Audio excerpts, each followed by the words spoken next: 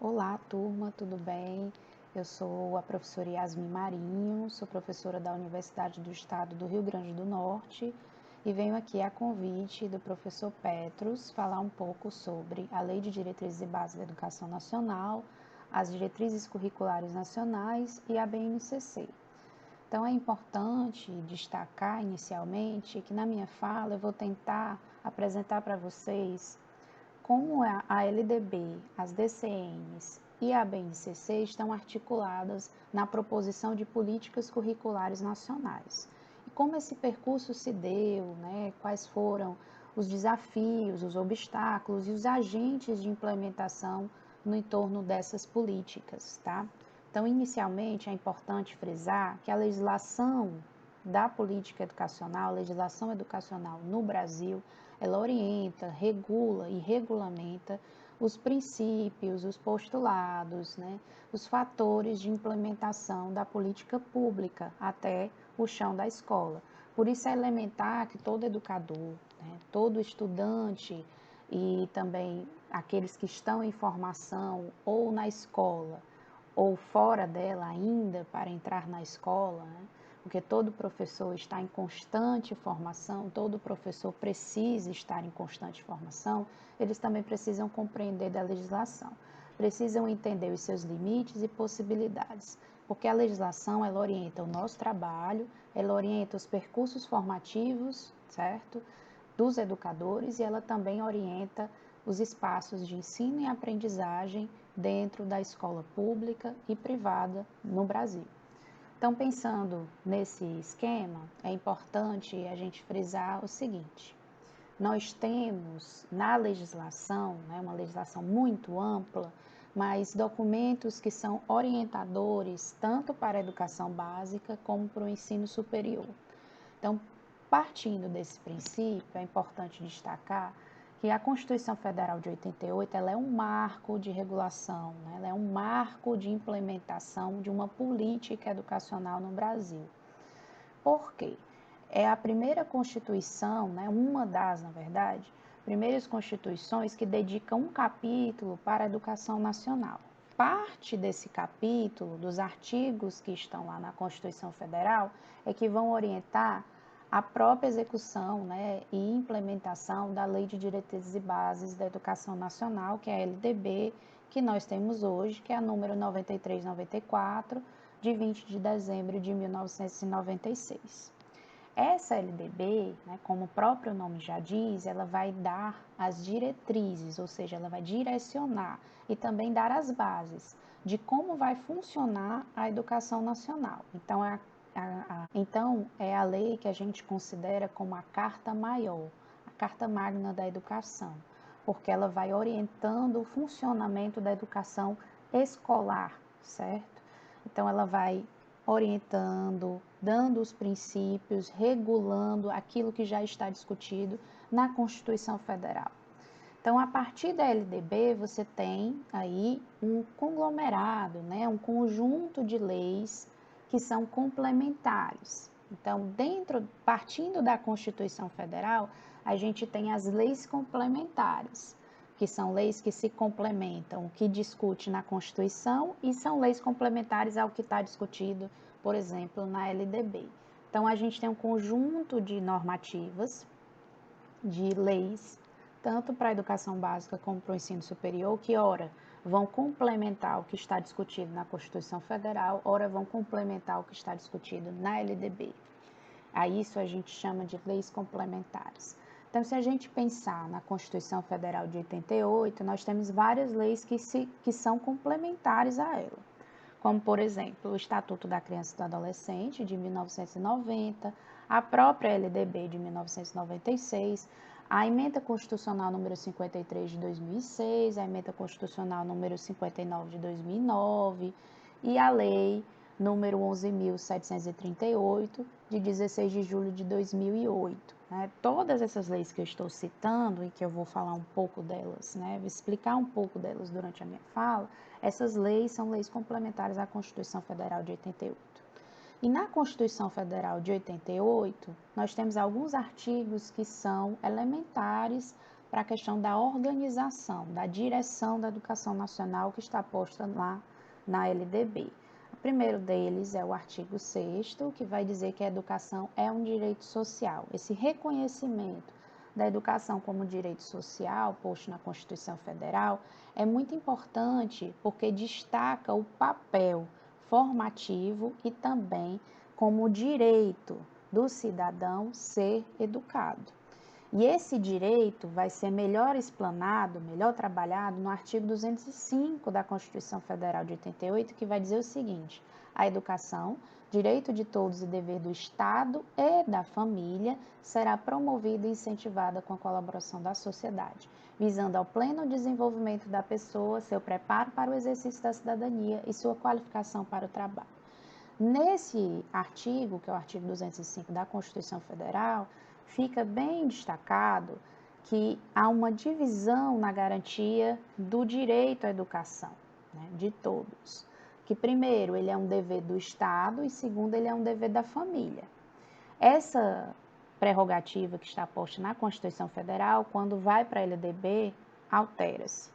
Então, você fica com o dever da família e do Estado em segundo plano. De qualquer forma, a ordem desses fatores não altera a condução que a gente vive hoje em termos de garantia do direito à educação. O Estado, ele entra, né, como um provedor na garantia desse direito à educação. Não vou entrar aqui no mérito ainda das críticas que nós temos com relação ao papel do Estado na condução e garantia desse direito à educação, que está longe, né, muito longe ainda de ser uma educação de qualidade.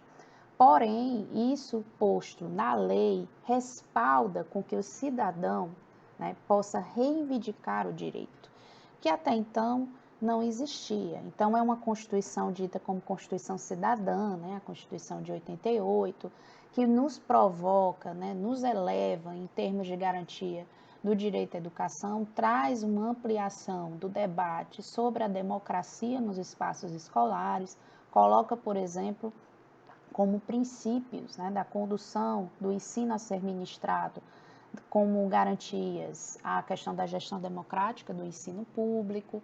Então, todos esses princípios, essas orientações, elas vão ser melhor detalhadas, melhor trabalhadas dentro da LDB, que aí se constitui como uma lei maior que orienta e que organiza a educação escolar no Brasil. Quando eu falo de educação escolar, eu estou salientando que a LDB, ela sistematiza e organiza, em princípio, né, em toda a sua discussão e formulação, a educação que ocorre nos espaços escolares, tá?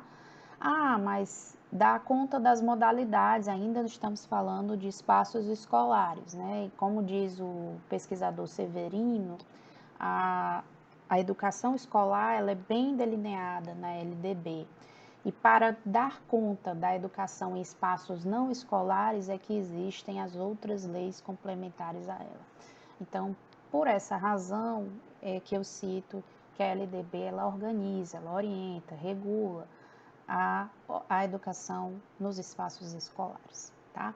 Então, no artigo 208 da Constituição Federal de 88, você vai ter um melhor detalhamento do direito à educação, e aí colocando alguns princípios como a gratuidade, a obrigatoriedade, a extensiva universalização do ensino médio, a questão da inclusão das necessidades educacionais especiais no ensino regular, o próprio debate em torno da qualidade educacional, a gestão democrática, como eu citei, e aqui você já tem algumas alterações, né? Porque antes você falava, né, com garantias para o ensino fundamental. Hoje nós falamos de educação básica. E essa mudança vem a partir de 2007, né, com algumas políticas e normativas que vão reorientar, conduzir novamente a organização do ensino. Então, hoje, nós falamos de garantias de direito à educação para todos os níveis e etapas da educação básica, todas as modalidades, certo? Isso quer dizer que nós estamos falando de uma legislação que dá conta da educação infantil, do ensino fundamental, anos iniciais e finais e também do ensino médio e, claro, o conjunto de modalidades, educação do campo, educação indígena, educação quilombola, educação especial. Então, toda essa discussão, ela está lá pautada na LDB, né? Toda essa discussão em torno do direito, em torno do que ensinar, de como ensinar, está lá posta na LDB. Bom, dando continuidade ao que a gente estava falando sobre a legislação, é importante destacar, né, onde estão essas informações na Constituição Federal, é no capítulo 3, que é dedicado à educação, cultura e desporto, tá? Na seção 1 da educação, você tem lá toda a dimensão organizacional de gestão educacional, né, que é a gestão dos sistemas, a gestão no âmbito da União, Estados, Distrito Federal e municípios, como vão ser organizados, e também a prerrogativa de que vão existir leis, né, complementares à Constituição Federal que darão o norte, né, a diretriz e organização da educação básica brasileira. Além disso, na própria Constituição Federal de 88 já vem, né, dizendo que haverá a formulação de uma base nacional comum curricular, que é o que a gente vai ver posteriormente, né? A própria BNCC ela já vem com destaque na Constituição Federal de 88.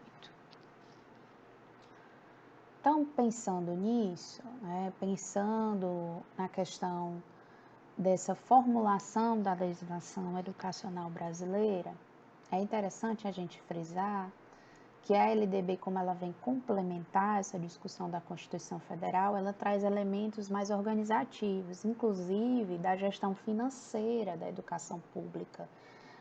No artigo 68 da LDB, você vê definições, por exemplo, dos recursos públicos para a educação, quais são esses recursos, você vem ver bem delimitado a questão do como vai ser o financiamento da educação brasileira, que inclusive recentemente nós vimos aí uma alteração, né, uma mudança na garantia do Fundeb, né, um Fundeb permanente, um Fundeb que agora tem a maior participação da União. Então, todas essas organizações com relação à educação básica brasileira estão lá na LDB. Por isso ela é uma lei muito importante de ser compreendida a fundo, né?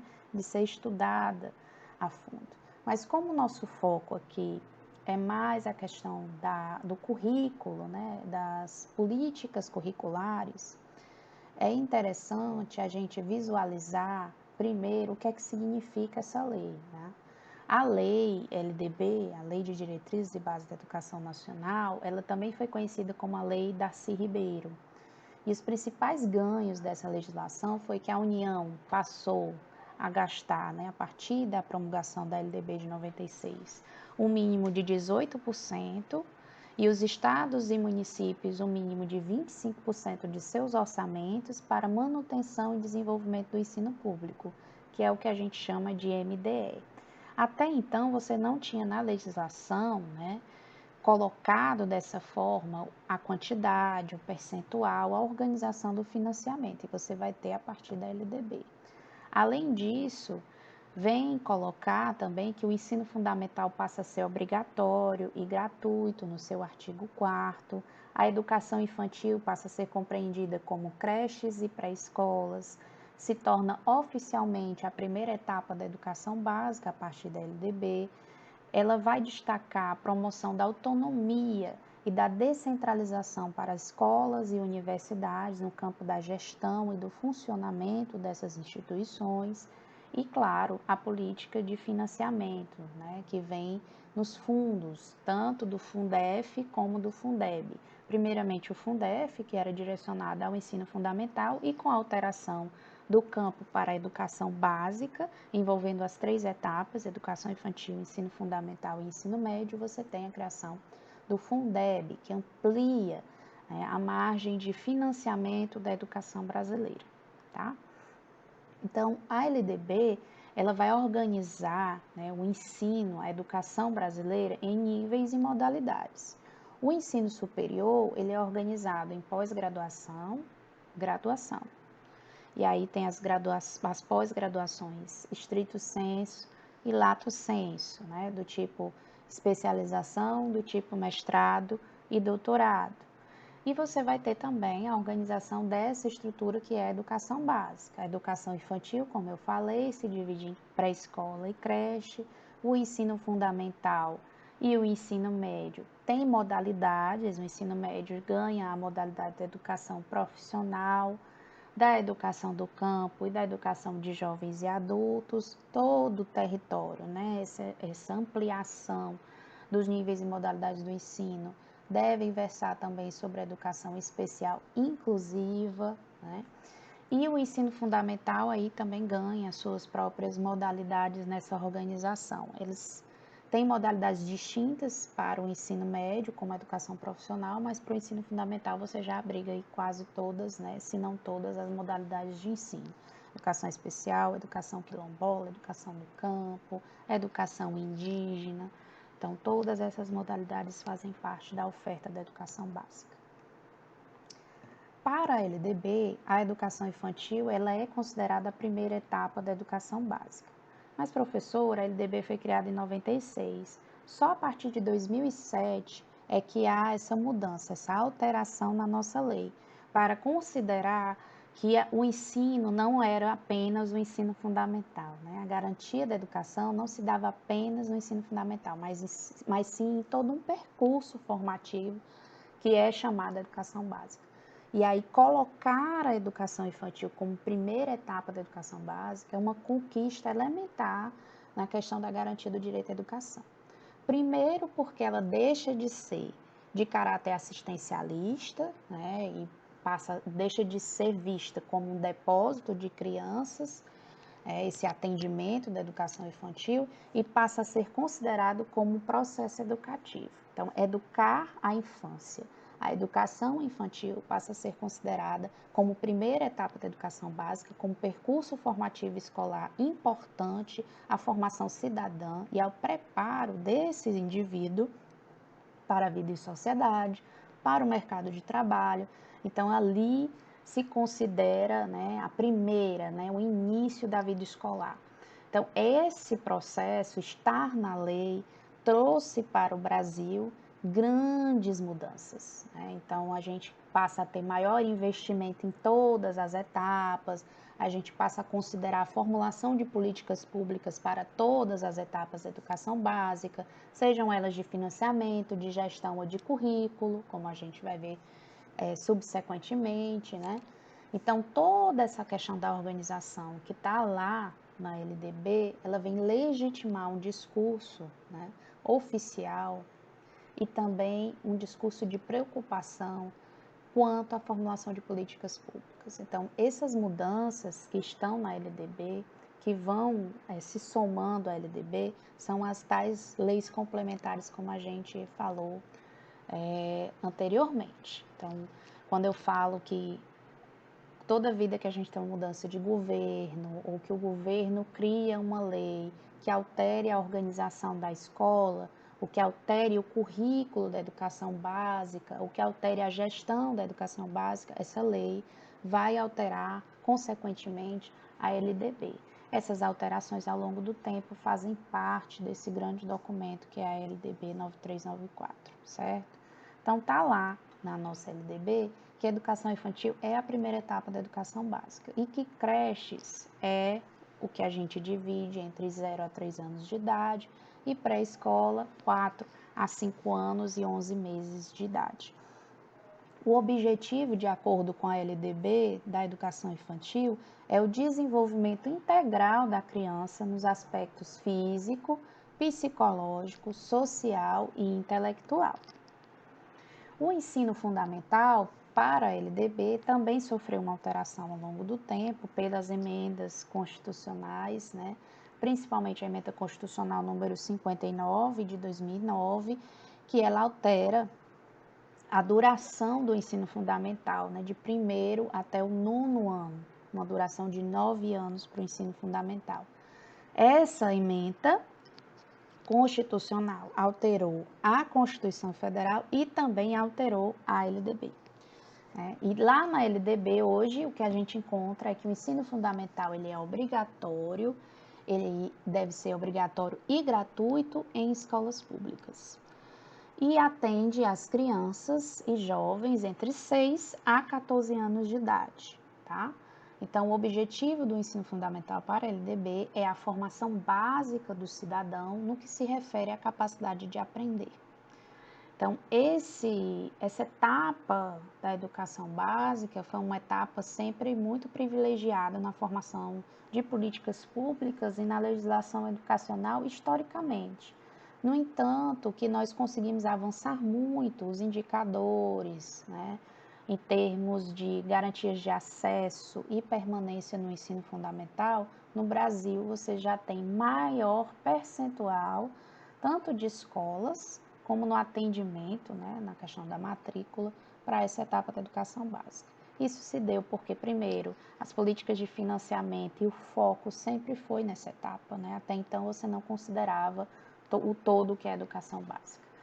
Então, esse processo garantiu que a gente tivesse maior avanço, né, no ensino fundamental, mas também nos prejudicou, porque ao longo do tempo, a educação infantil e o ensino médio não foram vistos, na verdade, como prioridade. E aí que entra, né, os atrasos. São etapas que a gente considera com maior indicador de atrasos em questão do acesso, da permanência, do número de instituições públicas abertas, né? Se a gente for olhar a educação infantil, ela ainda é mais precarizada, principalmente na oferta de creches. Você não tem creche para todas as crianças em idade, né, escolar prevista, você não tem um melhor atendimento.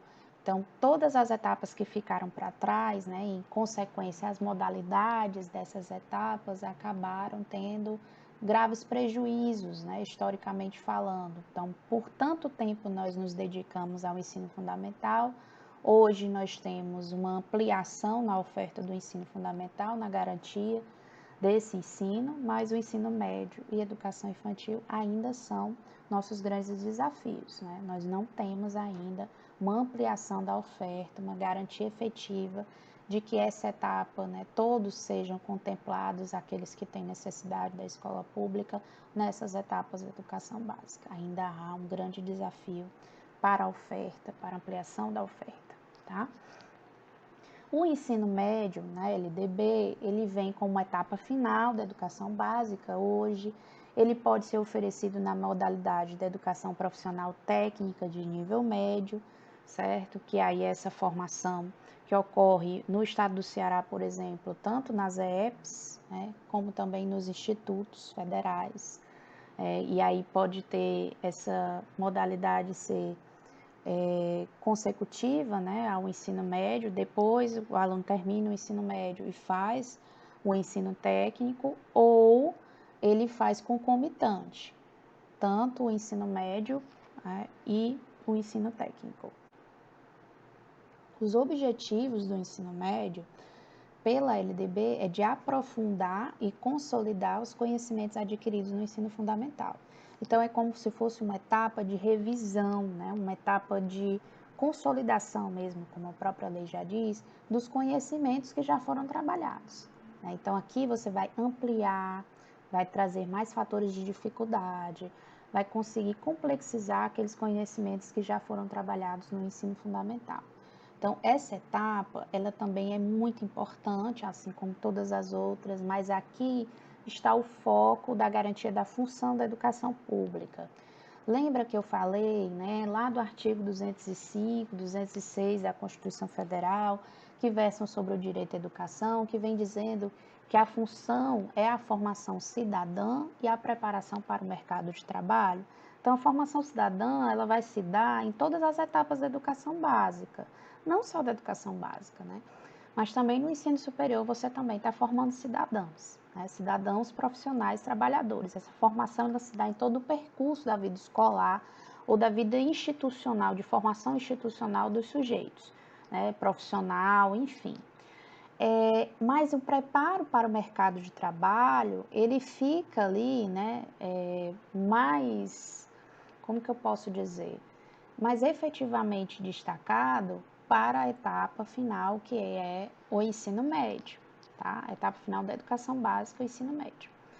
Então, aqui é onde há a possibilidade de prosseguir nos estudos, né? Então, é uma etapa que, se concluída, você tem a condição tanto de se profissionalizar no âmbito do ensino superior, como também de se profissionalizar no nível técnico. Mesmo fazendo concomitante ou subsequente, a modalidade da educação profissional, você só conclui se você tiver o ensino médio. Então, essa formação, ela possibilita o ingresso no mercado de trabalho, tá? Então, é uma etapa que consolida esse processo de função social da educação pública, que é essa formação para o mercado de trabalho e a formação cidadã, tá? O ensino superior, na LDB, ele já vem como um objetivo de formar cidadãos diplomados nas diferentes áreas de conhecimento, que são cursos sequenciais, como formação técnica de nível superior, para aqueles que são egressos do nível médio, cursos de graduação, que são aqueles que dão diploma profissional de bacharel, licenciado ou tecnólogo, os cursos de pós-graduação, stricto sensu e lato sensu, e os cursos de extensão, que são cursos para alunos formados ou em formação, tá? Então, essa parte da educação superior, ela vem destacando como pilares de estruturação de formação cidadã diplomada, né? Então, é uma alça um pouco maior, né, na formação cidadã proposta como função social da educação pública brasileira na LDB. E aí ele destaca, né, a lei destaca o seguinte, que há pilares do ensino superior que devem sempre existir, que é o ensino, a pesquisa e a extensão. Então, nas universidades públicas, nos institutos federais, que dão conta, né, da oferta do ensino superior, universidades federais, estaduais, os IEFs, né, os institutos, toda essa formação do ensino superior, ela deve basear-se numa tríade, que é o ensino, a pesquisa e a extensão. Essa tríade está posta na LDB, mas também há uma legislação complementar grande, né, no Brasil, que versa sobre o ensino superior, sobre essa oferta, a organização e etc. E cada ente federado responsável pela oferta do ensino superior vai dar conta de uma legislação, uma normativa própria para isso, né? Os institutos federais, as universidades federais funcionam de uma forma e as universidades estaduais de outra forma, de acordo com a autonomia dos estados, né? Então, há grandes diferenças, sim, na organização dessas instituições. É claro que todas elas fazem o mesmo trabalho envolvendo a formação para o ensino superior, essa formação diplomada, né, do cidadão, porém, há diferenças entre as instituições. E não estou falando aqui de qualidade, estou falando, na verdade, de organização de sistemas, de como elas se organizam, de como elas são geridas, de como elas são, por exemplo, financiadas e quantos programas elas possuem, etc. Tudo isso, a legislação própria que versa sobre isso. O que está na LDB é apenas a tentativa de organização, de sistematização de como isso vai acontecer, tá? Então, dando conta dessa parte da LDB, eu preciso frisar a questão do currículo, né? Em que base a legislação, a LDB, fala sobre as políticas curriculares. Já que eu falei que a LDB, ela versa, né, sobre a organização da educação escolar, né, institucionalizada, essa educação institucionalizada, para melhor dizer, né, porque envolve tanto a educação básica como o ensino superior, então ela também vai dar conta da formação, né, da formulação e direcionamento das políticas curriculares, tá? Então, pensando sobre isso, a gente vai entrar um pouco na discussão das políticas curriculares, né, como elas estão apresentadas no âmbito das leis. Só para a gente situar um pouco, nós temos vários documentos curriculares para a educação básica, nós temos desde a educação infantil até o ensino médio, documentos que vão orientar a organização curricular, certo? E esses documentos passam a surgir mais fortemente a partir da década de 90. Então, eu vou falar aqui brevemente que a gente tem uma linha temporal, né, de documentos curriculares para a educação básica. O primeiro deles são os referenciais curriculares nacionais da educação infantil, os conhecidos RCNEs, que são publicados no mesmo ano que os parâmetros curriculares nacionais do ensino fundamental e ensino médio, que é de 1998. Então, você tem aí a formulação de documentos curriculares para a educação básica a partir de 1998. Se a gente for entrar em detalhes sobre a nomenclatura, nós vamos entender por que esses documentos eles não orientaram a fundo a execução do planejamento das escolas, eles não estiveram tão presentes como currículo dentro da escola, como se vê hoje uma pressão maior com relação a BNCC estar na escola, no planejamento dos professores. O próprio nome já diz, né? O referencial, ou seja, ele é um referencial curricular, ele serve como referência. Ele não é um documento mandatório, ele não é um documento obrigatório. Então, isso já deixa mais flexível que os entes federados, os estados, os municípios, o Distrito Federal, as próprias instituições recebam esse currículo como referência, mas também elaborem seus próprios currículos. E não é à toa que esse movimento de elaboração curricular existe ainda hoje, né? Há uma tentativa de organizar e sistematizar melhor essa elaboração dos currículos próprios, tá? Então, o referencial que surge em 98, na educação infantil, ele não é de cunho obrigatório.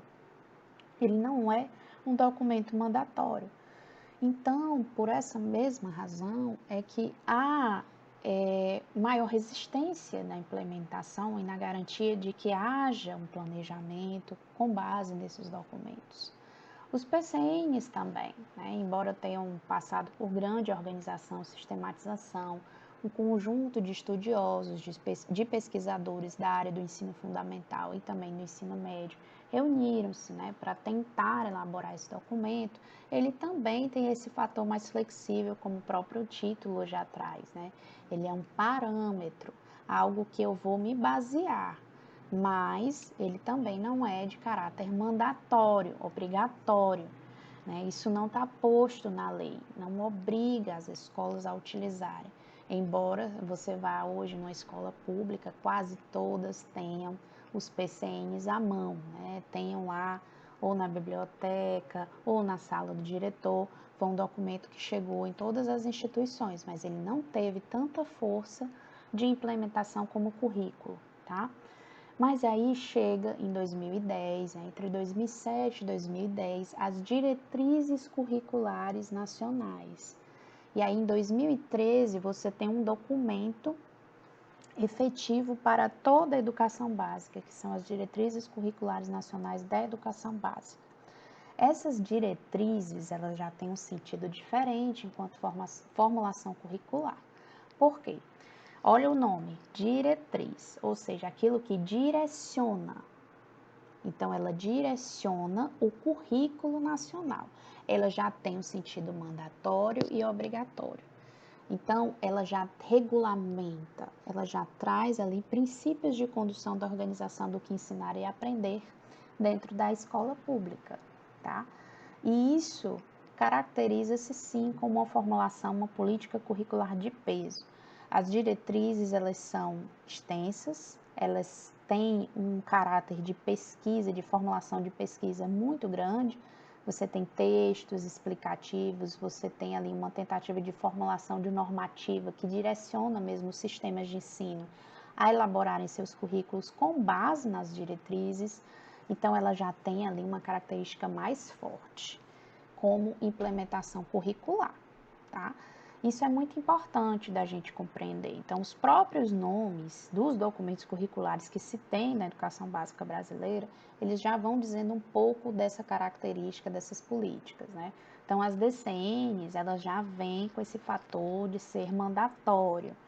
E aí existem grupos de estudiosos sobre as políticas curriculares no Brasil que vão destacar que, na verdade, nós já temos currículo, que não precisava da base, por exemplo, porque as diretrizes elas já tinham essa característica.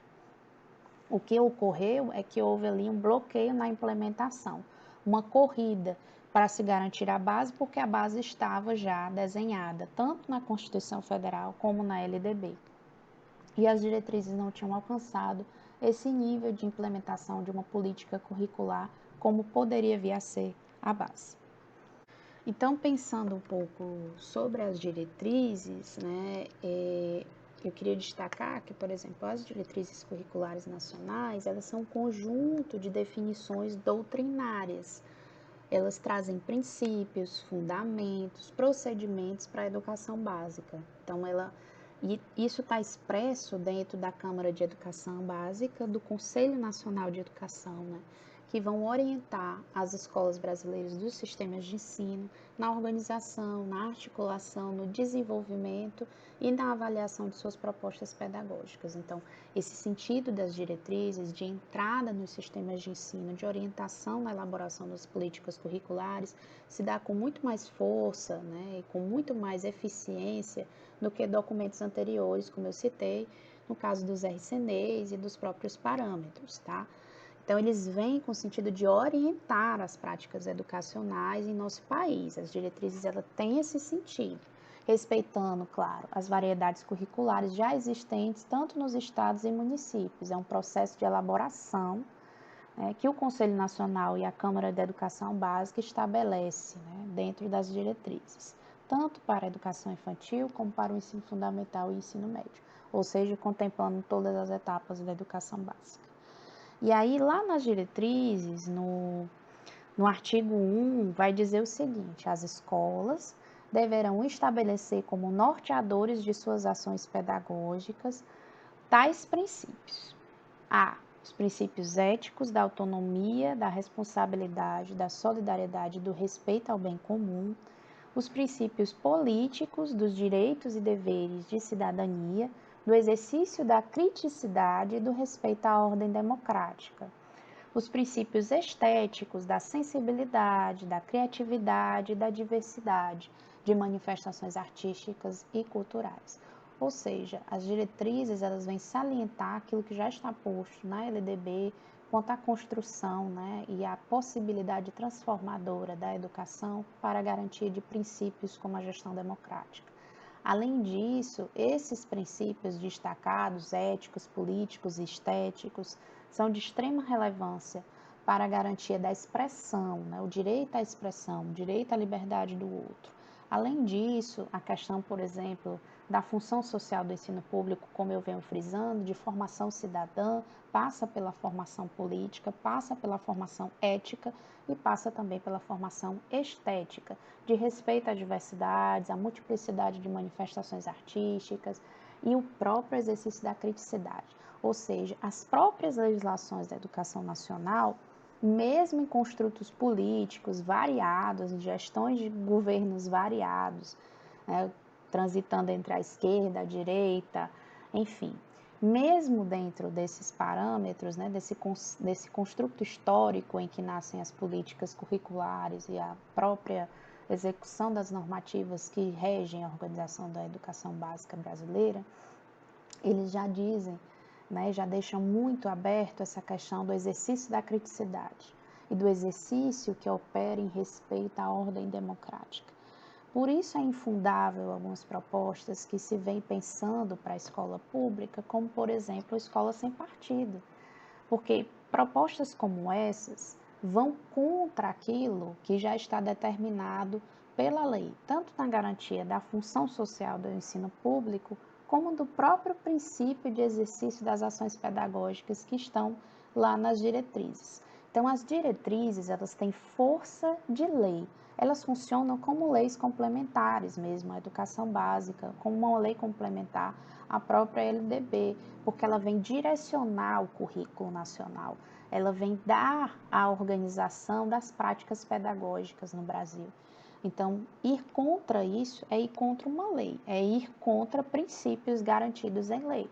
Então, isso é muito interessante, né, nas diretrizes. E, portanto, há esse grupo que defende que as diretrizes já são currículos orientadores, né, ou seja, uma tentativa de orientação curricular para a educação básica. E, portanto, a BNCC viria, né, e veio, na verdade, a gente vai ver um pouco sobre isso agora, ela veio de uma forma muito abrupta e sem pensar, por exemplo, nas variedades curriculares já existentes, né, tanto no âmbito dos estados como no âmbito dos municípios. Como eu disse, desde que o princípio da política curricular existiu no Brasil, a partir da década de 90, né, com mais força, os estados e municípios sempre tentaram organizar seus próprios currículos, eles sempre estiveram ali dentro dessa orientação e, portanto, deve-se levar em conta que cada estado, cada município tem sua especificidade.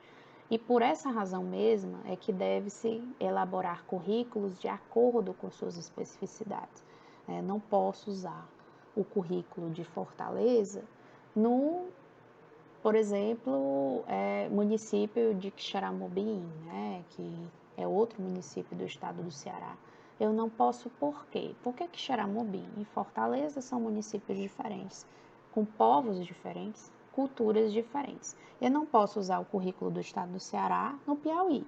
Por quê? Porque o currículo do estado do Ceará obedece ali, né, dar conta de uma tentativa organizacional das múltiplas diferenças que existem na sociedade cearense, que não é a mesma coisa da sociedade do Piauí. Então, há diferenças e, portanto, isso não deve estar, né, direcionado, basilado em um currículo único. Né? Isso deve dar conta dessa base específica, né? Essa parte mais específica do currículo. E por isso mesmo que deve se respeitar aquilo que já foi feito, aquilo que já foi preparado. E aí há um movimento interessante com relação a essa mudança, né, das diretrizes para a discussão da base, que há fortes movimentos de resistência política mesmo, tanto por parte dos estudantes, né, como também por parte dos professores e pesquisadores da educação pública brasileira, tá? Que é o que a gente vai ver agora. Então, dando continuidade à nossa discussão dessa mudança das diretrizes para a BNCC, você tem um último documento das diretrizes em 2013, e a partir dali, com a implementação do Plano Nacional de Educação, né, que é o 2014-2024, ainda em vigência, todo o trâmite que foi, né, passaram-se quase 5 anos de discussão para a implementação do PNE atual. Dentro do PNE existe metas, né, existe lá a direção de que deve haver a formulação de uma base nacional comum curricular para o Brasil. Bom, então dando continuidade para a gente pensar que o Plano Nacional de Educação ele orienta mais fortemente esse processo de implementação da Base Nacional Comum Curricular, é preciso a gente entender de onde parte a criação da BNCC no Brasil. Como é que ela surge enquanto documento curricular, já que tantas outras propostas curriculares já existiam, já tinham sido feitas, né? Então, pensando nessa questão, vamos fazer um panorama de quais as legislações que garantem a BNCC. A primeira delas é a própria Constituição Federal de 88, que no seu artigo 210 diz o seguinte: serão fixados conteúdos mínimos para o ensino fundamental, de maneira a assegurar formação básica comum e respeito aos valores culturais e artísticos nacionais e regionais. Então, parte daí, né, a questão de formação básica comum, hoje trazida na Base Nacional Comum Curricular. Em 1996, na LDB, no artigo 26, diz o seguinte: os currículos da educação infantil, do ensino fundamental e do ensino médio devem ter base nacional comum a ser complementada em cada sistema de ensino, em cada estabelecimento escolar, por uma parte diversificada, exigida pelas características regionais e locais da sociedade, da cultura, da economia e dos educandos. Essa redação é da Lei 12.796 de 2013, é uma lei que altera a EDDB. Então, vejam, aqui a gente já tem o princípio da discussão da parte diversificada da Base Nacional Comum Curricular, que vem, né, de uma forma mais sintética na própria Constituição Federal, quando ela fala do respeito aos valores culturais e artísticos nacionais e regionais, né? Então, em 2013, a própria diretriz, né, que a gente estava conversando, as diretrizes curriculares nacionais para a educação básica, as DCNs, vão dizer o seguinte: em seu capítulo 2, Formação Básica Comum e Parte Diversificada, no artigo 14, a Base Nacional Comum da Educação Básica constitui-se de conhecimentos, saberes e valores produzidos culturalmente, expressos nas políticas públicas e gerados nas instituições produtoras do conhecimento científico e tecnológico, no mundo do trabalho, no desenvolvimento das linguagens, nas atividades desportivas e corporais, na produção artística, nas formas diversas de exercício da cidadania e nos movimentos sociais. Então, ela já fala o nome, né, a Base Nacional Comum da Educação Básica. Então, ela já orienta que existirá um documento, né, existirá aí uma base, algo a ser feito. Nas DCNs, na continuação do artigo 14, estabelece alguns parágrafos. O primeiro parágrafo diz o seguinte: integram a Base Nacional Comum Nacional, né, a língua portuguesa, matemática, o conhecimento do mundo físico natural, da realidade social e política, especialmente do Brasil, incluindo-se o estudo da história e das culturas afro-brasileira e indígena, a arte em suas diferentes formas de expressão, incluindo-se a música, e a educação física e o ensino religioso. No parágrafo 2 diz o seguinte: tais componentes são organizados pelos sistemas educativos em formas de áreas de conhecimento, disciplinas, eixos temáticos, preservando-se a especificidade dos diferentes campos do conhecimento por meio dos quais se desenvolvem as habilidades indispensáveis ao exercício da cidadania em ritmo compatível com as etapas do desenvolvimento integral do cidadão. Aí, novamente, se fala de uma proposta curricular voltada à função social da educação pública. Ela ainda diz, no seu terceiro parágrafo, que a base deverá ter uma parte diversificada e essa parte não pode se constituir em dois blocos distintos, com disciplinas específicas para cada uma dessas partes, mas sim devem ser organicamente planejadas e geridas de tal modo que as tecnologias da informação e comunicação, as TICs, perpassem transversalmente a proposta curricular, desde a educação infantil até o ensino médio, imprimindo direção aos projetos político-pedagógicos. Portanto, a base ela já vem aí destacada em vários documentos, né? Na Constituição Federal, na LDB, nas diretrizes curriculares nacionais, que têm força de lei, que, como eu disse, são documentos mandatórios, e agora, em 2014, né, mais recente, no Plano Nacional de Educação, né? São pelo menos 4 metas do Plano Nacional de Educação 2014-2024 que versam sobre a BNCC. Mas as principais são as metas 2 e 3 do PNE, tá? Essas metas do PNE, né, que é a Lei 13.005, de 25 de junho de 2014, né, elas vão trazer a tentativa de regular, né, essa proposta enquanto meta, ou seja, enquanto algo que deve ser executado dentro daqueles 10 anos, né, previstos. E aí estipula o prazo, estipula a organicidade, estipula o porquê, né, porque a tentativa de se padronizar um currículo, de determinar uma base nacional comum curricular, parte do princípio de tentar reduzir as diferenças, né, que existem em termos de qualidade educacional no Brasil e que todas as crianças em todo o território nacional, do Iapoca ao Chuí, tivessem a mesma educação, né? Tivessem as mesmas orientações, pelo menos curriculares. A questão é que não é a padronização do currículo que garante a qualidade, né? E isso já está muito claro, né? Existem severas críticas sobre esse processo.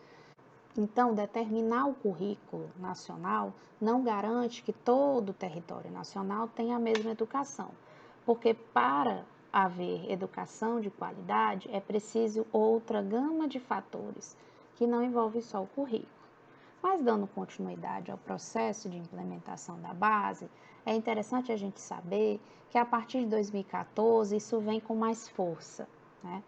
Por causa do próprio Plano Nacional de Educação e também por causa dos dirigentes que estiveram à frente da pasta da educação, né? Os ministros da educação e os governos que estiveram à frente, né, do Brasil, que deram ou não certa importância à base.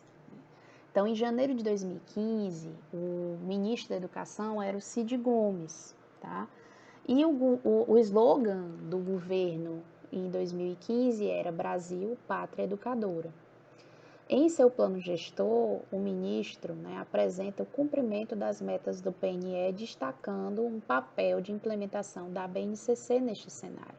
Então, mesmo após sua saída do MEC, os demais ministros continuaram seu trabalho voltado à BNCC, né?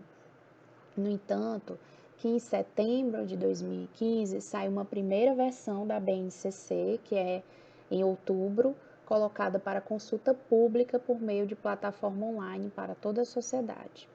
Percebam, no traçar do tempo, que a BNCC deixa de ser uma discussão plural, de participação social, de maior ampliação da participação, inclusive dos setores de pesquisa, e passa a ser uma medida mais centralizadora na mão do MEC, né? Uma medida já mais pensada pelos dirigentes do MEC, inclusive fazendo grandes alianças com corporações, organismos multilaterais e instituições empresariais de caráter mercadológico para definir o que deve ser ensinado na educação básica. E isso tem uma questão aí, que é um princípio crítico, né? Muito importante que a gente precisa salientar. Quando se anula a participação social na discussão sobre o que é que deve ser ensinado nas escolas, é claro que eu abro um precedente para que outros direcionem isso, né? E é claro que o setor privado, ele se aproveita desse percurso para direcionar a formação para o mercado de trabalho. Não vamos esquecer que há um princípio, né, uma função social do ensino público, formação cidadã e para o mercado de trabalho. Quando a sociedade está ausente desse processo, ou quando as instituições de pesquisa, os grandes centros universitários que pesquisam, que estudam sobre isso, não são convocados, o setor empresarial entra, né? Porque aí a educação ela passa a ser vista como mercadoria e como fonte de lucro. E não só isso, mas como uma fonte interessante para aqueles que são do setor empresariado inculcar suas ideias, né, dentro desse processo educativo e formar a sociedade que desejam ter. Uma sociedade que vai servi-los e que vai servir como mão de obra barata e para o lucro sustentável do capital, tá? Então, em agosto de 2016, né, já tem uma mudança aí, né, ainda nesse princípio aí do governo entre Dilma, né, sofre-se o impeachment, né, e aí após o impeachment, que eu caracterizo como um golpe, né, após o golpe, Michel Temer assume a presidência, isso provoca uma ruptura, né, muito importante, né, uma mudança no andamento das políticas em curso. Você vê que em 2015 há uma participação social, há uma consulta pública sobre o documento, há um envolvimento dos setores das universidades e dos centros de pesquisa na discussão da BNCC. Já em 2016, após o golpe parlamentar e judiciário, você vê uma ruptura desse processo. Então, as mudanças que estavam em andamento quanto à BNCC sofrem ruptura, principalmente na questão do diálogo, né? Então, se você tinha antes um documento que estava sendo dialogado, um documento que estava sendo amplamente discutido, entre participação de vários especialistas de universidades, gestores e professores da educação básica, que havia essa maior participação da sociedade civil, em 2016 você já vai ver uma outra característica, né? Em maio já de 2016, o MEC redige uma segunda versão da BNCC, realizada a partir de contribuições da própria consulta pública que foi aberta em 2015, o CONSED, né, que é o Conselho dos Dirigentes, e a Undime, que é a União Nacional dos Dirigentes Municipais, o CONSED é estadual, né, levam essa segunda versão da BNCC para todo o país, por meio de seminários estaduais. Em junho, o MEC institui um comitê gestor para acompanhar e encaminhar essa terceira versão, já após, né, o processo de divisão política, e em setembro o CONSED e a Undime levam contribuições dos seminários para o MEC, tá? Então você vê aí a formulação de várias versões, umas mais dialogadas, outras menos, por causa de rupturas políticas que nós vamos ter aí na gestão do Brasil, né? Na administração da nação. Isso decorre por quê? Porque a política pública hoje, né, no Brasil, ela é de sentido muito mais partidário do que no sentido do que deveria ser, que é no sentido contínuo de garantia de direitos, de permanência dos direitos, de melhoria dos direitos sociais. Isso não acontece. Então, qualquer intervenção na política que exista, né, uma mudança de um governador, a mudança de um presidente, a mudança de um prefeito, infelizmente, esse sentido de continuidade daquilo que efetivamente funciona, às vezes se perde no ar. E é por isso que você vai ver grandes mudanças nas políticas públicas educacionais no Brasil ao longo da história, né? E aí eu deixo até uma dica aqui de leitura.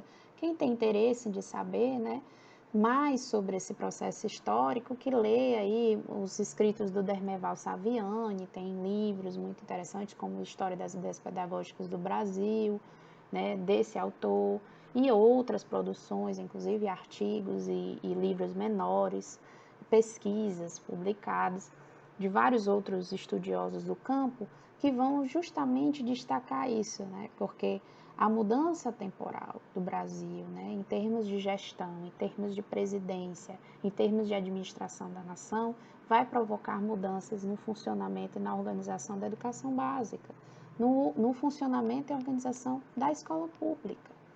E isso é um problema? É, porque enquanto se caminha um passo, muda o dirigente, volta-se 3 atrás.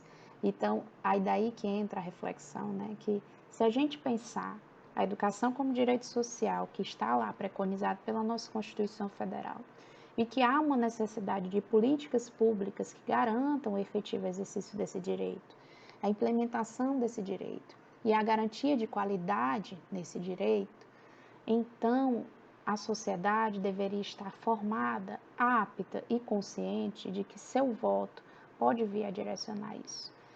O seu voto pode vir a direcionar a permanência de uma educação que está caminhando bem ou a permanência de planejamentos, de projetos de educação que vão dar ruim, né, que não vão dar muito bom para a nossa sociedade, ou pior, né, planejamentos de políticas públicas voltados a uma minoria que é a elite brasileira, né, pensado somente para os ricos e não para a maioria que é a sociedade brasileira, que são a camada popular, tá? Então, tudo isso que eu estou falando é para a gente entender em que pé anda a formulação da política curricular e o quanto isso é importante, né? E a gente precisa refletir sobre isso, porque é o currículo que acaba direcionando o que é que vai ser ensinado e o que o outro vai aprender. É o currículo que acaba direcionando as escolhas dos indivíduos no percurso escolar. É o currículo que vai direcionar, por exemplo, as escolhas profissionais, a condução profissional, a condução de organização da escola pública, e aí ainda tem um conjunto de outras políticas que, se não estiverem afinadas, ao currículo. O currículo vai pensar uma estrutura de escola, mas o financiamento não pensa. Então, as particularidades e os conflitos na formação dessas políticas. Por isso é interessante entender um pouco desse percurso. Então, a gente está lá, 2015, uma versão mais dialogada, 2016 a gente sofre o impeachment e passa a ter uma ruptura no diálogo com muitas instituições de ensino superior e pesquisa e uma abertura maior, né, uma ampliação da participação do setor privado e uma centralização das decisões curriculares no MEC, na Undime e no Conced, tá? Então, em 2017, você tem, em abril, a entrega do Ministério da Educação da terceira versão da BNCC, né, com Educação Infantil e Ensino Fundamental ao Conselho Nacional de Educação. De junho a setembro, o CNE realiza consultas públicas dessa terceira versão por e-mail. Em agosto, o Conced e a Undime lançam um guia de implementação da BNCC com sugestões que apoiam a organização das secretarias. Então, o Conced e a Undime, eles são órgãos dirigentes que vão auxiliar os estados e os municípios a implementarem a base, a construírem seus currículos com base na BNCC. Entre 2016 e 2017, há mudanças grandes na legislação educacional. Um exemplo delas é a própria medida provisória 746, que altera, né, o ensino médio, que é chamada também de reforma do ensino médio. E é por essa razão que a BNCC tem duas versões distintas. Uma em 2017 com educação infantil e ensino fundamental e outra em 2018 com todas as etapas da educação básica. Então, em 2018, em 14 de dezembro, o ministro da Educação, que na época era o Rocieli Soares, homologou o documento da Base Nacional Comum Curricular para a etapa do ensino médio. Então, agora o Brasil teria uma base com todas as etapas da educação básica, tá?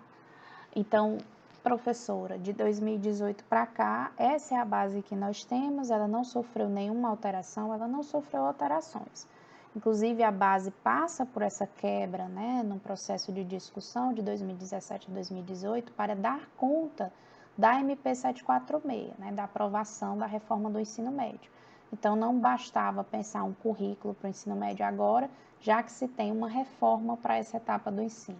E a gente vai chegar lá na discussão sobre isso, porque essa reforma altera tanto a LDB como a própria execução da base. E por isso, só em 2018 a gente vai ter uma versão final do documento.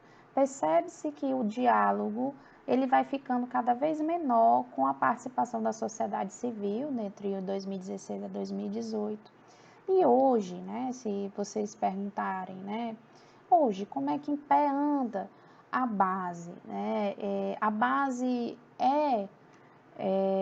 faz parte das decisões políticas do MEC atualmente? Não. Atualmente, você não vê no discurso do ministro da Educação, né, que a gente teve 3 ministros da Educação desde que o atual presidente ocupa a cadeira da República, né?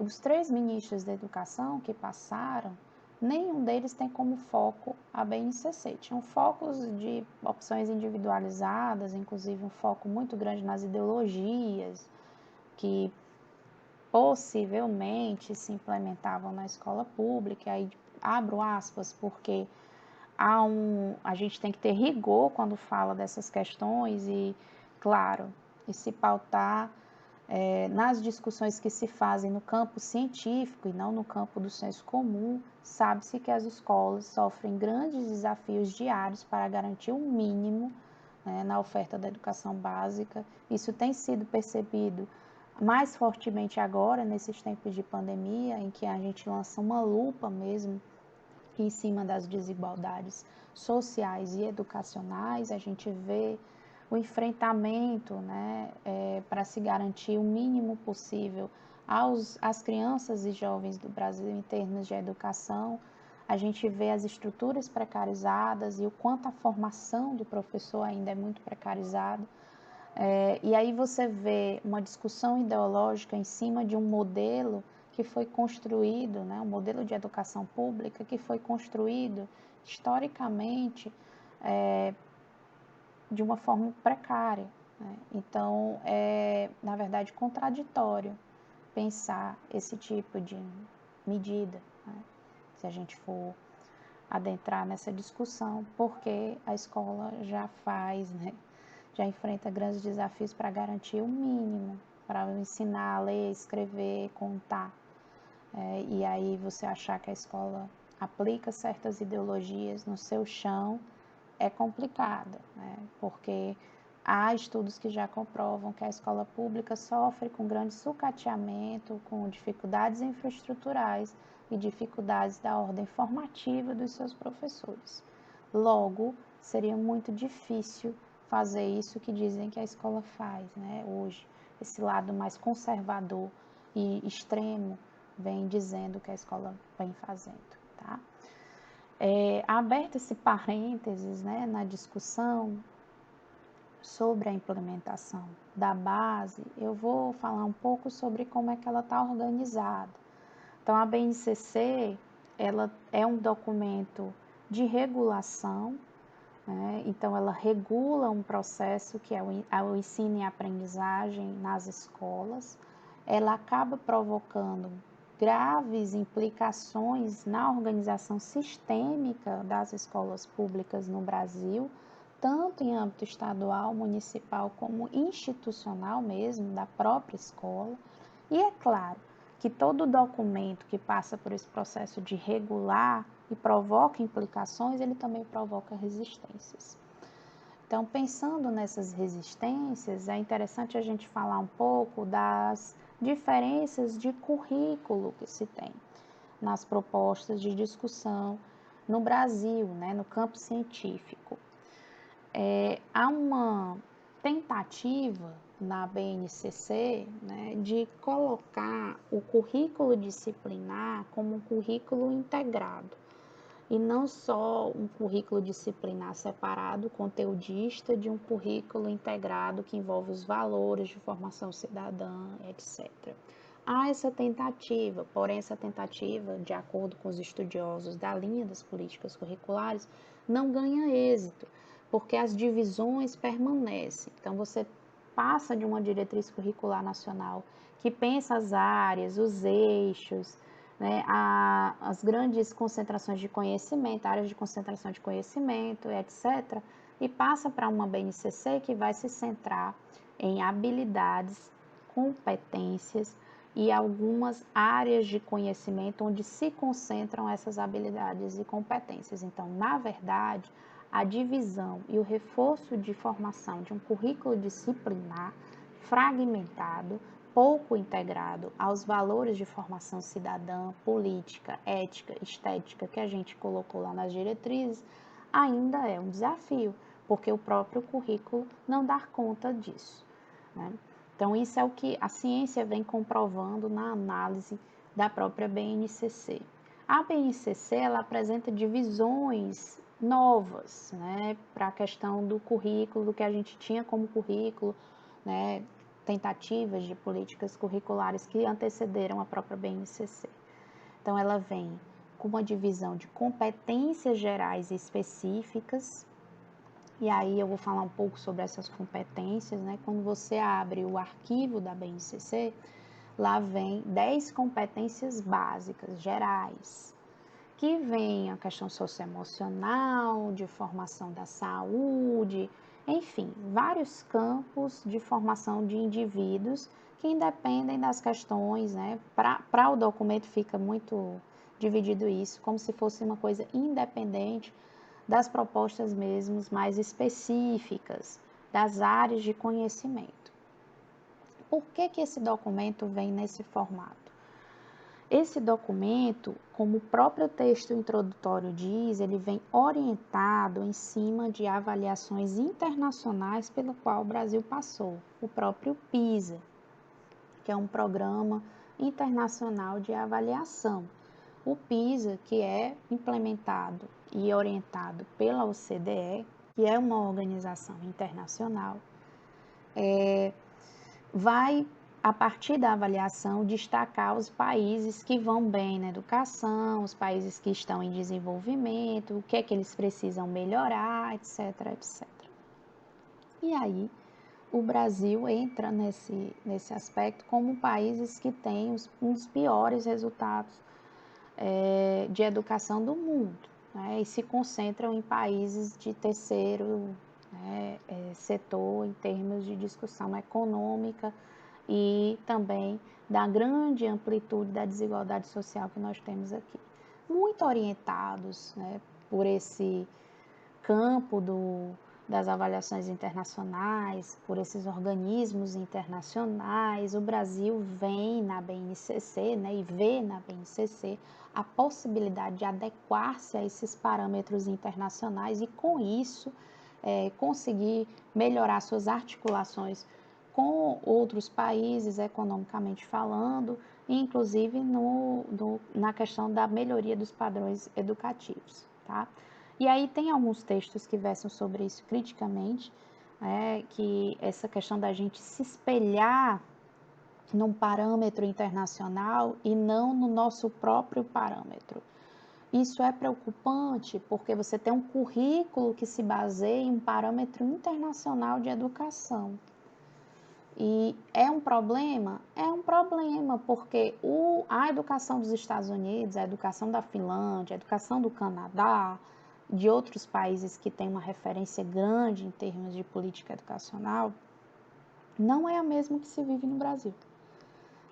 A realidade do Brasil é muito distinta dos outros países, inclusive de países da própria América Latina.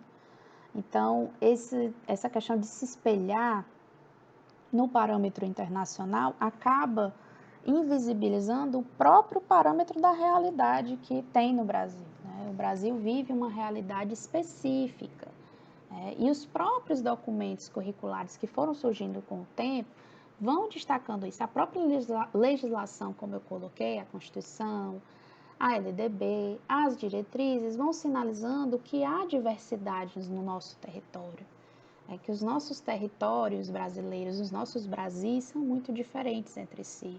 E, portanto, se assemelhar, ou vislumbrar assemelhar-se com o campo internacional, requer de nós padronizar e invisibilizar algumas questões que existem, como a própria desigualdade social.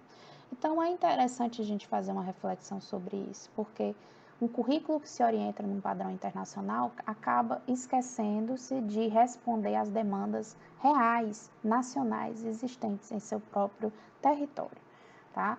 E aí algumas competências que são colocadas dentro da base, nessas competências gerais, são muito pensadas em cima desses materiais do PISA, da OCDE, e de algumas entidades privadas, inclusive brasileiras, que vão estudar esses parâmetros destacados pela própria OCDE e por outros organismos internacionais, traduzindo isso para o Brasil. Competências socioemocionais que são colocadas, por exemplo, a educação pública, nas mãos dos professores, aí vou dar um exemplo aqui, tem lá que os professores devem trabalhar com a resolução de conflitos no espaço da sala de aula.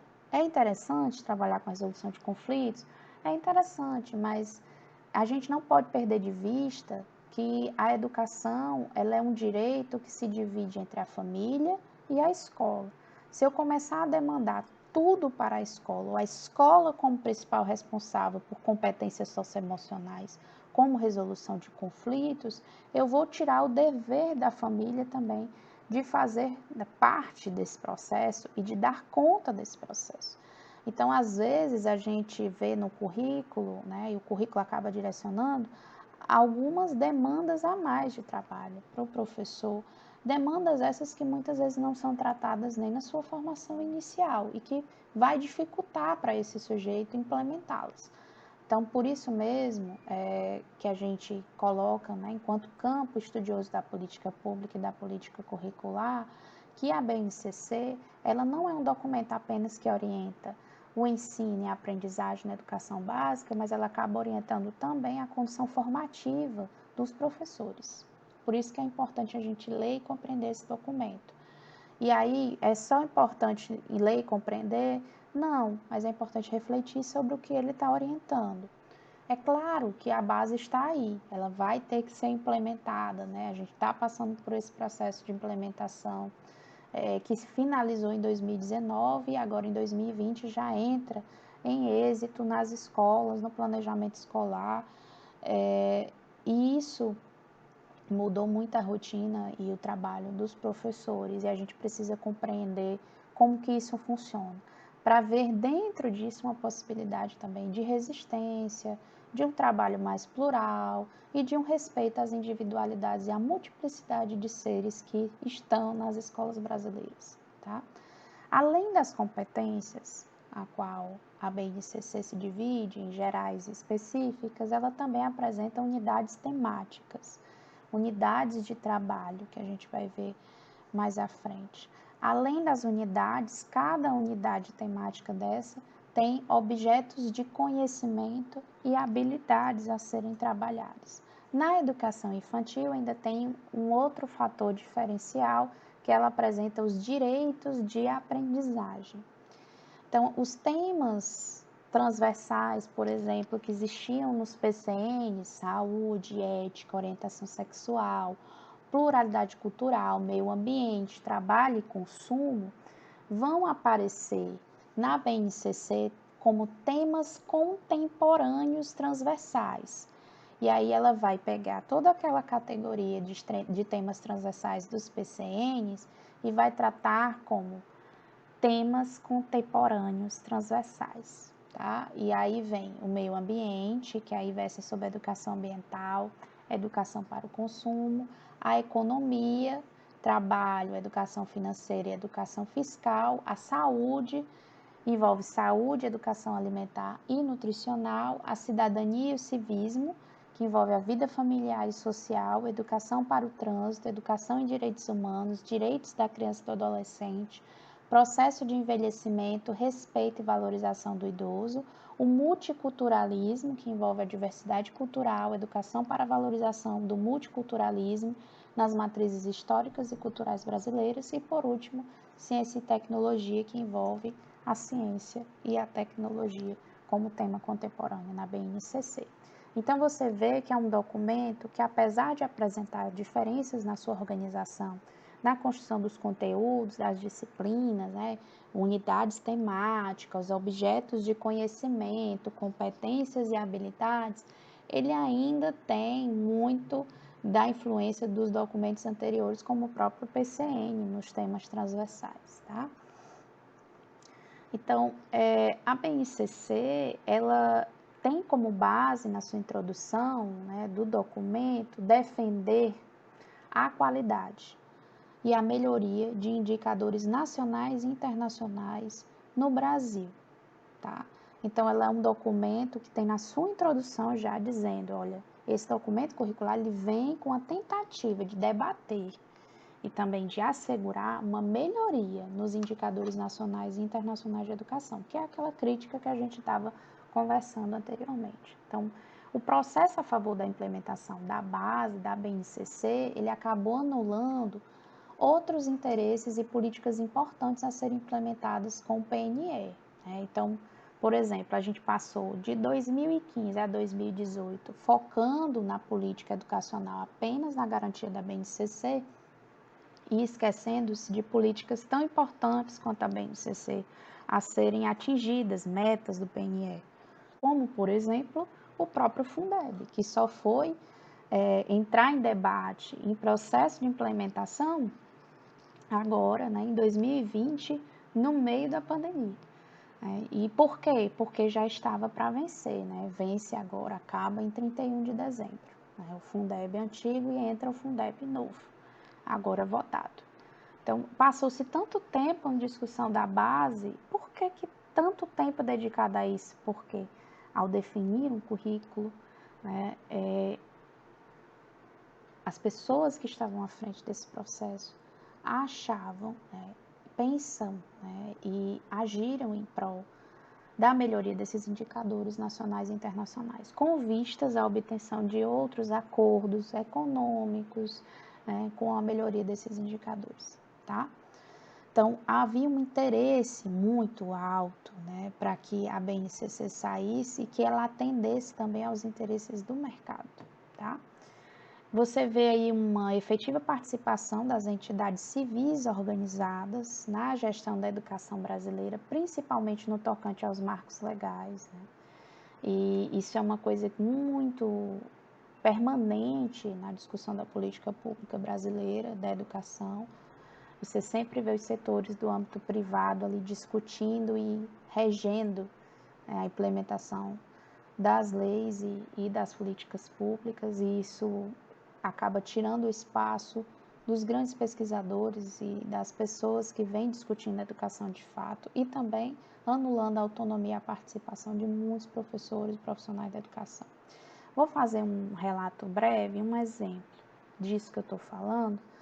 Quando eu estive à frente da formação de professores, tanto no município de Sobral, onde eu fui diretora de formação, como também em alguns programas federais onde eu atuei como formadora, quando a gente chegava para falar um pouco sobre a BNCC, um novo currículo que estava vindo, havia grande resistência. Os professores falavam, mas já vai vir um currículo, vai mudar a minha forma de planejar, vai mudar a minha forma de conduzir a aula, mas por que outros se já existem esses? Mas por que outros se o município acabou de implementar esse? Então, nesses discursos você acaba sentindo o vazio de participação e de escuta dos agentes que implementam a política pública, que são as pessoas que fazem a escola, né? Os professores, os gestores, os próprios estudantes.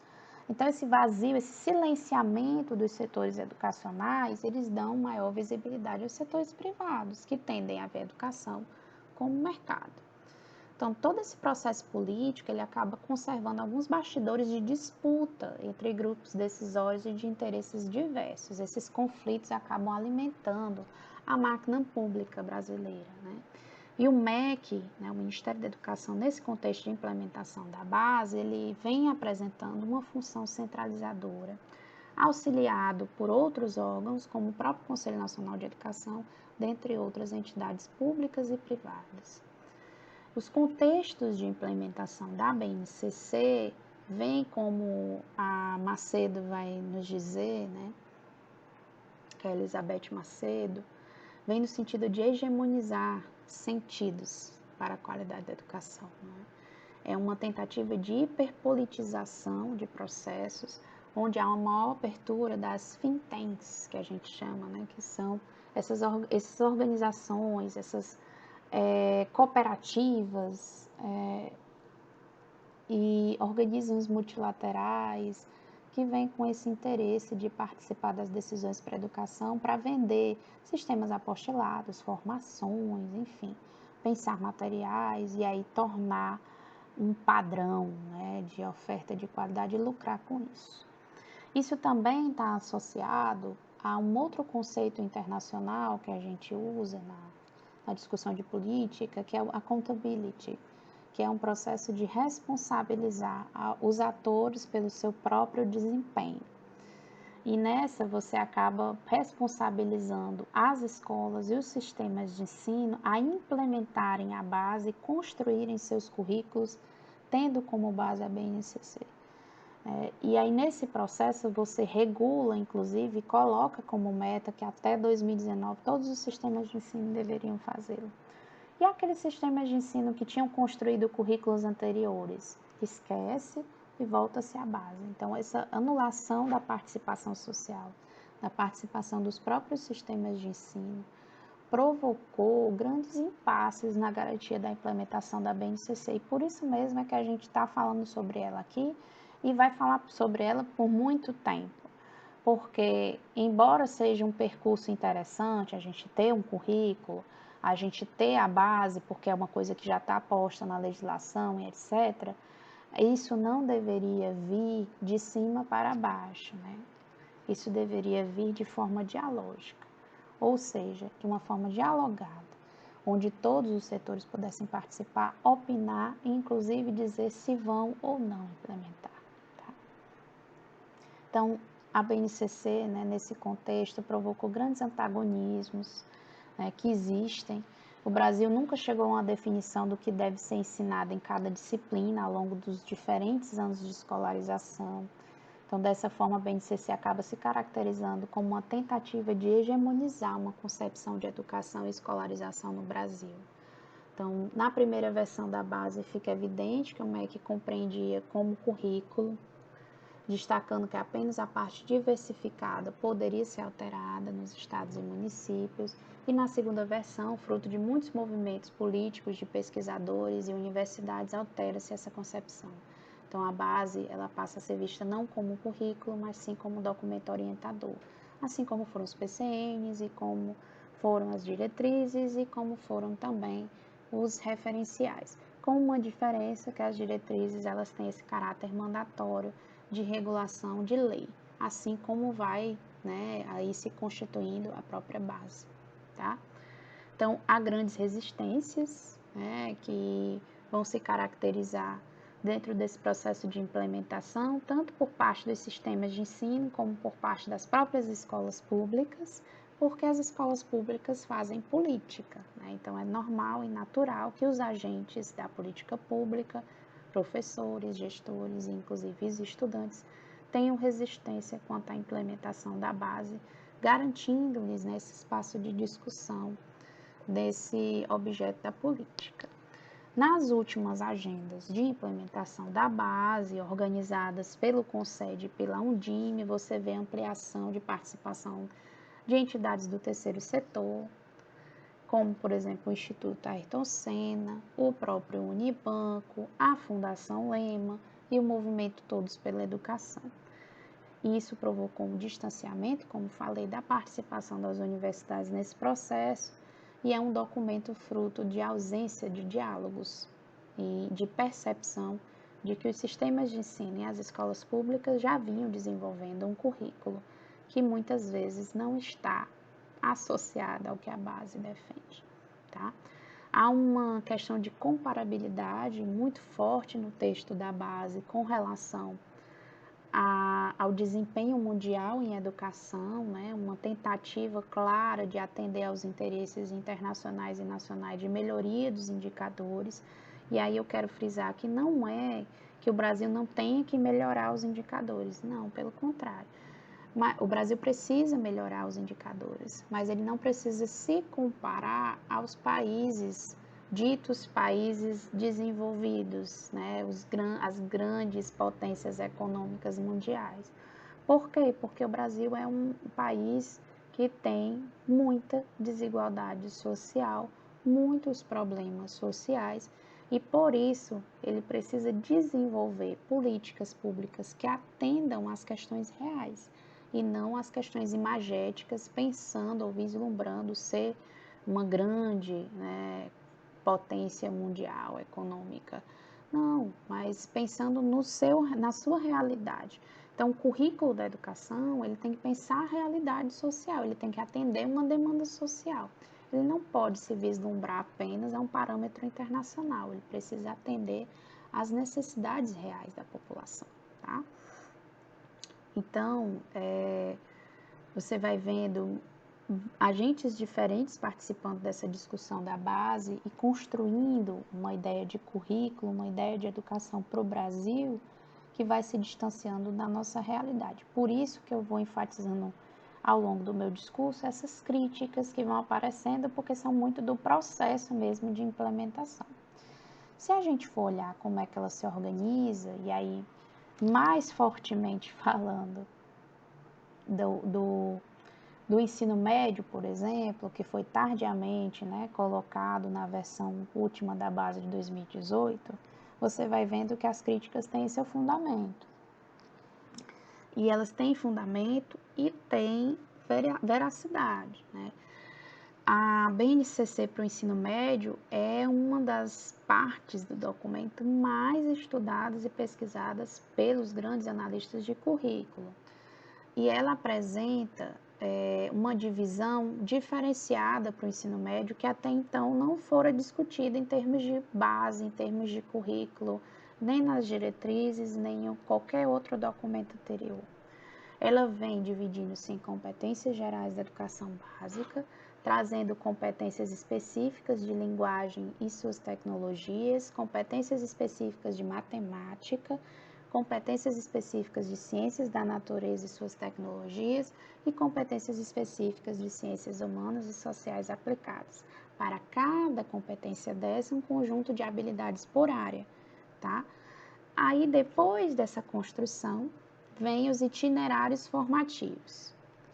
O que seriam os itinerários, né? Os itinerários é uma proposta que apresenta-se na BNCC para o ensino médio e que, inclusive, foi amplamente divulgada e, inclusive, pelos meios midiáticos na época, como uma possibilidade do sujeito de escolher um itinerário formativo para a sua área de concentração, ou seja, se eu quero fazer medicina, eu vou escolher um itinerário formativo que vá dar conta daquelas áreas específicas que são cobradas na medicina.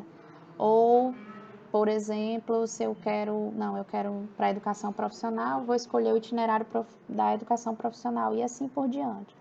Era a possibilidade dos alunos de escolha de uma formação direcionada para aquilo que ele desejava ser. Isso foi vendido muito, né, na mídia, nas propagandas sobre a BNCC, como uma alteração que ia visar realmente o cumprimento da demanda real do aluno, que ele podia escolher o que estudar. E aí, aos poucos, isso ficou muito evidente que não teria como lograr êxito, porque os itinerários formativos, eles seriam ofertados de acordo com o estudo ali daquela região, dos estados, e também para se ofertar os itinerários formativos, eu preciso de recursos, né? Porque se eu quiser ofertar itinerários formativos diferentes aos jovens matriculados na minha escola, eu preciso ter mais salas, preciso ter mais profissionais e preciso ter a garantia de uma estrutura de escola que abarque isso. E na contrapartida da oferta dos itinerários na BNCC, vem aí, né, um baixíssimo financiamento para que ela realmente ocorra. E aí o próprio documento já deixa isso muito aberto, se vai ter ou se não vai ter o itinerário formativo, quando ele só coloca na sua estrutura um itinerário, que é o da educação profissional. E aí os outros fica a cargo dos estados e municípios ofertarem ou não, organizarem ou não. E aí é que entra, né? A BNCC ela é tanto para o setor privado como para o setor público de ensino, tá? Então, pensando nisso, vocês acham que a escola pública, né, os sistemas públicos de ensino, que passam por grande precariedade, baixa oferta de recursos para o financiamento da educação básica, vão ter condições de oferecer múltiplos itinerários formativos?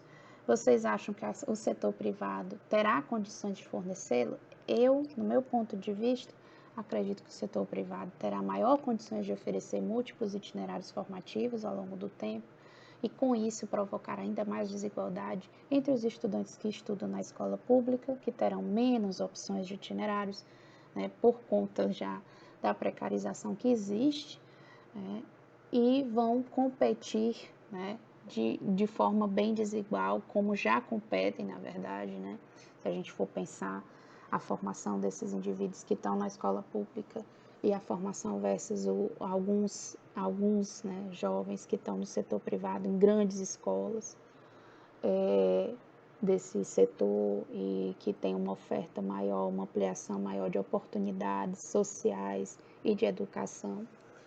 Já é desigual, imagine, com essa fragmentação dos itinerários que é proposta pela BNCC. Então, é claro que quem vai oferecer mais é quem tem mais condições de oferecer. Quem não tem vai oferecer o que dá. E esse o que dá é que provoca maior desigualdade, tá?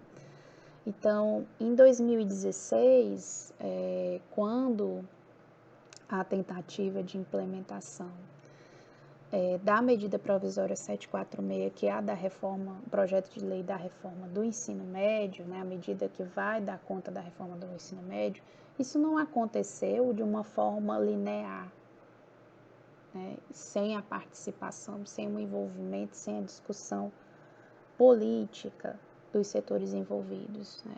Em 2016 houveram grandes manifestações, não sei se vocês lembram, manifestações e ocupações de escolas secundárias e universidades. O movimento se intensificou mais a partir do segundo semestre de 2016. Iniciou em São Paulo por razões do fechamento de 100 escolas e remanejamento de professores. O movimento passou a lutar também contra a PEC, que é a Proposta de Emenda Constitucional 241 do Teto de Gastos, também conhecida como PEC da Morte, né, e também a Medida Provisória 746 de reforma do ensino médio, bem como o projeto de lei da Escola Sem Partido. Esses movimentos ocuparam, né, as escolas, originários pelos grêmios estudantis, dentre outras entidades e movimentos discentes. Mais de 1.100 escolas foram ocupadas em 22 estados brasileiros e o Distrito Federal. Então, em fevereiro de 2017, a gente sofre as alterações na LDB quanto à reforma do ensino médio, não só isso, mas a própria CLT, a consolidação das leis de trabalho, também sofre alterações por causa da reforma do ensino médio. Ou seja, o governo na época, né, que era regido pelo Michel Temer, entendia que a reforma do ensino médio alterava substancialmente o quadro formativo de possíveis trabalhadores, né? O quadro formativo de jovens que ingressariam no mercado de trabalho. Com isso, também altera-se a própria CLT. E é claro, essa alteração também não foi das melhores, tá? A gente perdeu muitos direitos, flexibilizou muitos direitos também e intensificou a precarização de postos de trabalho secundários, que são postos de trabalho muitas vezes ocupados por pessoas que só se formam até o ensino médio, técnico e etc, tá? Então, com isso, você precarizou ainda mais, né? A gente tem essa reforma trabalhista em julho de 2017, alterando, né, a CLT, dando ênfase também à formação já pretendida pela própria reforma do ensino médio. Em 2017, você tem essa publicação da BNCC só com educação infantil e ensino fundamental, porque em dezembro de 2018 você já vem uma BNCC com todas as etapas, dando conta dessa reforma como eu coloquei. A BNCC do ensino médio, ela apresenta esses itinerários formativos, que é uma outra proposta de organização. Não está visível a flexibilidade curricular para manter, né, essa questão proposta para o futuro dos jovens no documento. As ações curriculares acabam correndo na contramão das finalidades sociais. Um dos efeitos observados é quando a identidade dos docentes que trabalham com essa etapa da educação básica, né? Então, há problemáticas que são apresentadas aí na etapa do ensino médio muito fortes, como, por exemplo, mudanças de organização disciplinar para áreas implementadas pela reforma, esse conjunto de competências e habilidades, acaba induzindo também sentimento de fracasso e insegurança quanto à formação dos docentes e a atuação desses profissionais dessa etapa, porque a reforma do ensino médio, em conjunto com a própria BNCC, elas aceitam, né, a pessoa que tem notório saber para ministrar algumas disciplinas e áreas, né, regidas pelo currículo. Isso quer dizer que eu posso não ser formada em uma determinada área, isso já acontece, tá? Eu posso não ser formada em uma determinada área e atuar nela. Por exemplo, eu posso ser formada em química e dar aula de física e biologia, porque podem ser áreas afins, eu tenho conhecimento sobre elas, dar conta do recado. O problema é que isso também desvaloriza a própria formação do professor. O professor formado em química era que deveria, né, o químico, né, formado lá na licenciatura é que deveria estar atuando, ministrando as disciplinas de química. Há também uma grande desculpa em torno dessa legitimação do notório saber, que é preconizada tanto na reforma do ensino médio como na BNCC, que é porque a gente tem poucos profissionais em algumas áreas do ensino médio que atuam, né, que estão formados e aptos, a gente forma pouco. Então, a gente deveria investir mais, né, na formação desses profissionais e não dizer que essas áreas, qualquer pessoa com notório saber pode trabalhar nelas. Não é qualquer pessoa que pode ser professor, não é qualquer pessoa que pode atuar numa área a qual não foi formada. Isso pode provocar grandes vazios, né, na formação dos sujeitos do ensino médio, precarizar ainda mais e condicionar ele a maiores desigualdades de oportunidades educacionais, tá?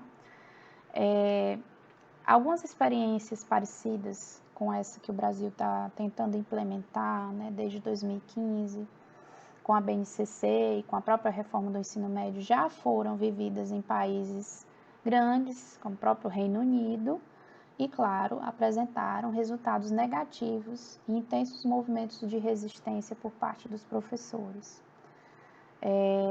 Essas mudanças colocadas pela BNCC e pela reforma do ensino médio, em especial, não afetam apenas as identidades docentes, como também as práticas discursivas e experiências locais das instituições escolares, né?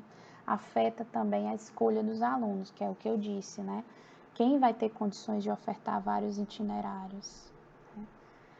E aí eu vou fortalecer as diferenças sociais. Então, a BNCC, de acordo com a Susequinte, ela produz injustiças, invisibilidades e inexistências, coisificando os conhecimentos, ferindo a autonomia, desumanizando o trabalho docente e ainda descaracterizando o estudante na sua condição de diferente, de outro, legítimo.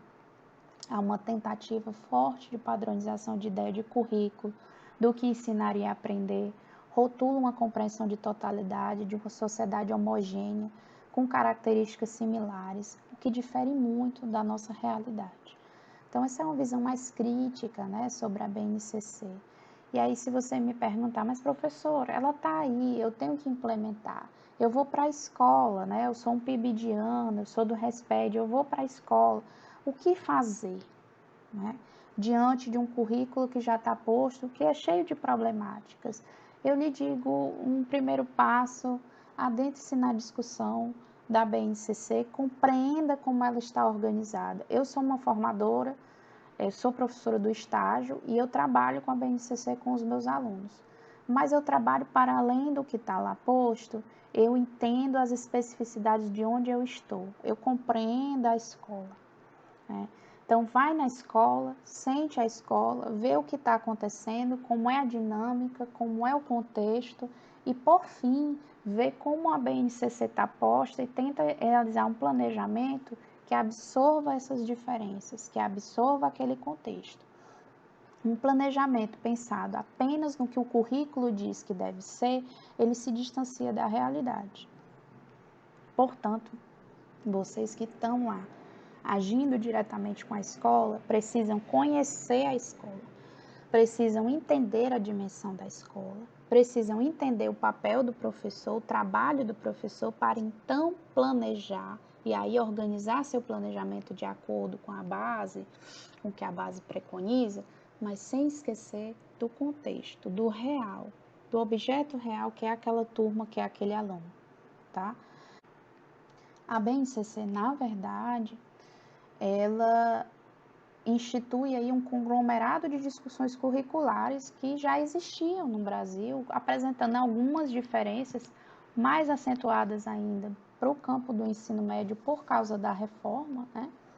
Mas ela está aí, ela está posta, os municípios e os estados já fizeram grandes adequações curriculares para atender a meta prevista de implementação da BNCC, e nós não podemos perder de vista esse trabalho que já foi desempenhado.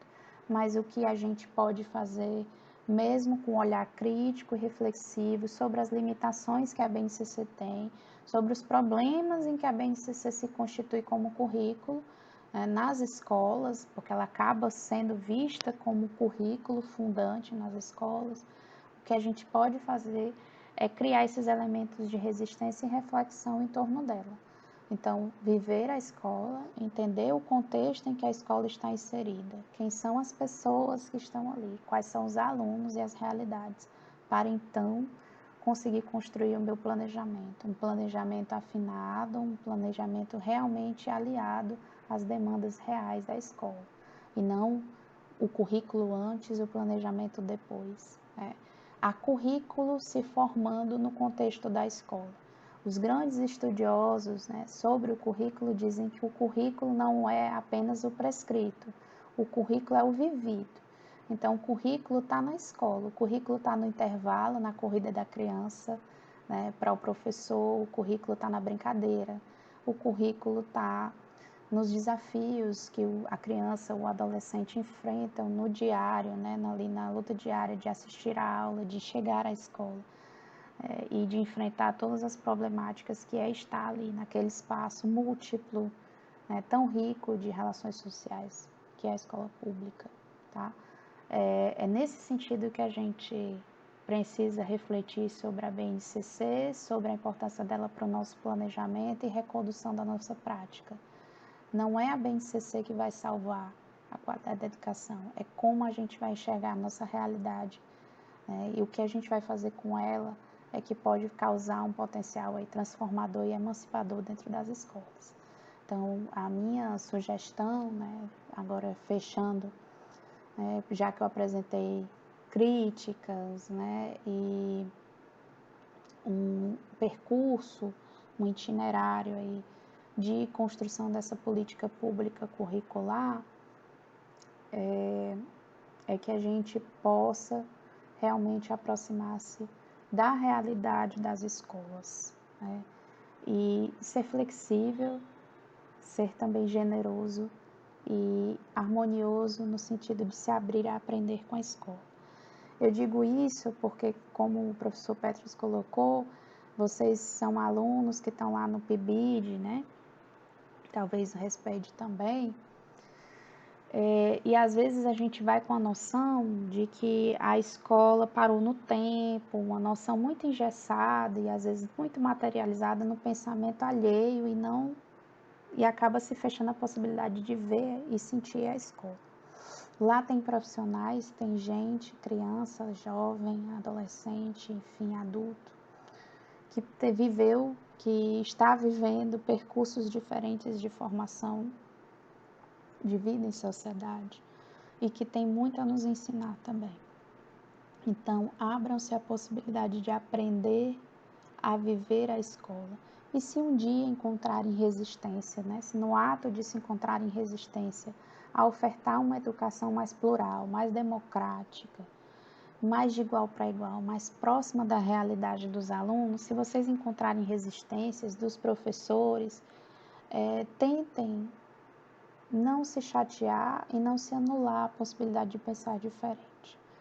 Eu sempre digo aos meninos que estão nos estágios, digo a eles, pense diferente, pense fora da caixinha, pense direcionando-se para uma prática que escuta o outro, que escuta atentamente o outro. Pense em uma prática que está afinada ao que o outro tem para oferecer. É a criança, às vezes, o jovem, o adolescente, que conduz o interesse e a participação do que ele quer ouvir na aula. Então, se a gente se abrir a possibilidade de escuta do real, a gente jamais vai evitar fazer o diferente. A gente sempre vai se possibilitar a oportunidade de fazer diferente, fazer a diferença, tá? Então, sejam criativos, sejam solidários, né, aos professores, tentem aprender com eles e se esses forem resistentes, proponham coisas diferentes, mesmo que não sejam aceitas a pronto, mas entendendo que aquela diferença realmente é importante para vislumbrar, para despertar a vontade de aprender, né, para fazer realmente a diferença, tá? Então, eu me deixo aqui à disposição para tirar dúvidas de vocês. Vocês podem me procurar, deixe meu contato aqui com o professor. Eu espero que esse vídeo auxilie vocês nessa formação. Espero que vocês tenham compreendido um pouco desse processo da legislação, que eu sei que ele é um pouquinho duro, né? Ele é um pouquinho difícil, complexo a priori, mas também vou deixar alguns materiais para consulta e estudo de vocês. E eu espero que vocês façam a diferença lá na escola pública, que consigam construir pontes formativas interessantes nesse programa, tá? Um abraço e até a próxima.